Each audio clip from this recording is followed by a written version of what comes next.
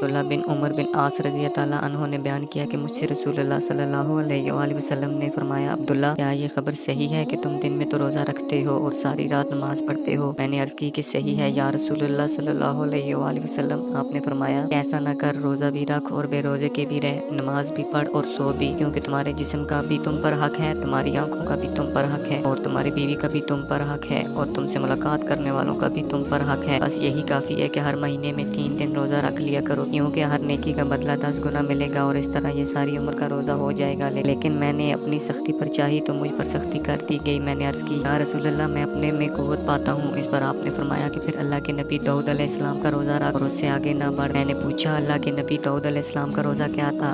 صلی اللہ علیہ وآلہ وسلم نے فرمایا، 1 دن روزہ رکھتے اور 1 دن بے روزہ رہا کرتے تھے۔ عبداللہ رضی اللہ عنہ بعد میں جب ضعیف ہو گئے تو کہا کرتے تھے، کاش میں رسول اللہ صلی اللہ علیہ وآلہ وسلم کی ہوئی رخصت مان لیتا۔